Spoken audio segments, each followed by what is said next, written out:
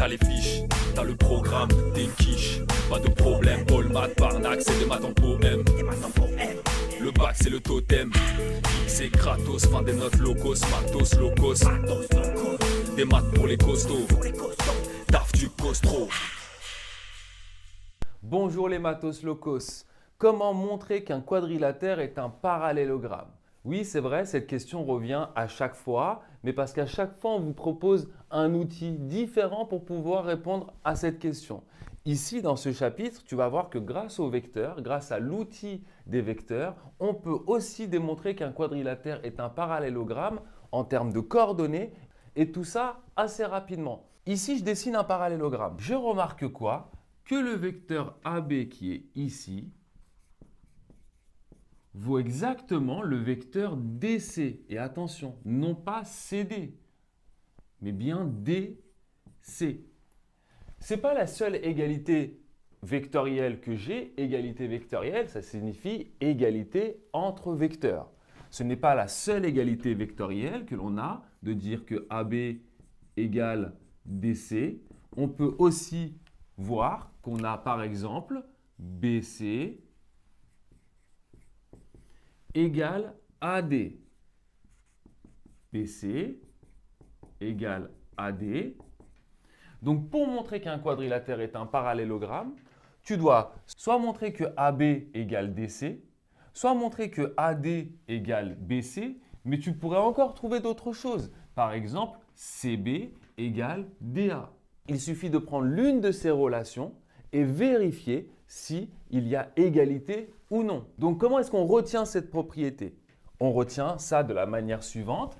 A, B, C, D est un parallélogramme si et seulement si le vecteur AB, c'est la manière la plus simple de le retenir, est égal au vecteur, et attention ici à ne pas vous faire avoir, pas égal au vecteur CD. CD, vous voyez, c'est le vecteur qui est dans l'autre sens. Il n'est pas dans le même sens que AB. Il n'y a pas égalité. Mais bien DC. Donc, vous devez inverser les deux lettres qui sont ici.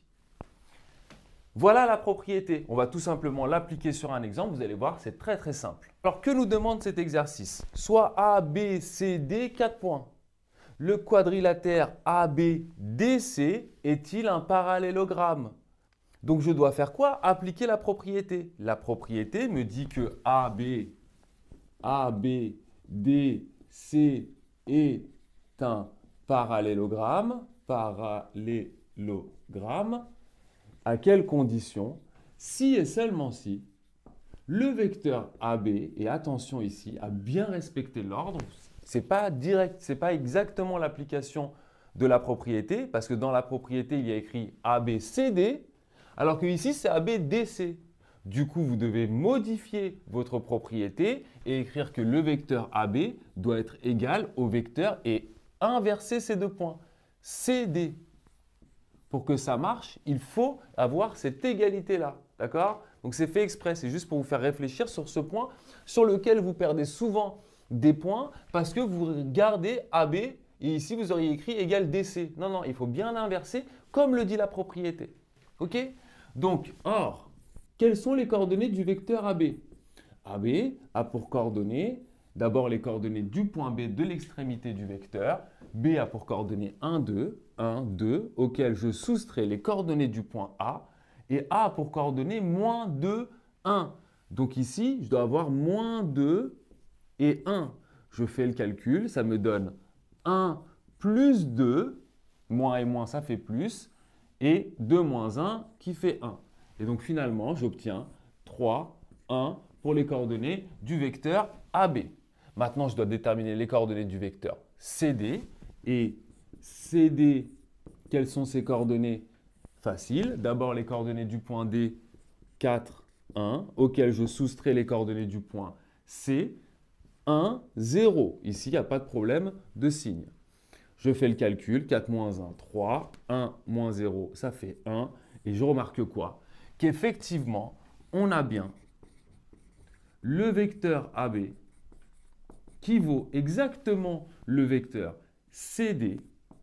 Donc, AB DC, attention ici, sinon ça ne fonctionne pas, est bien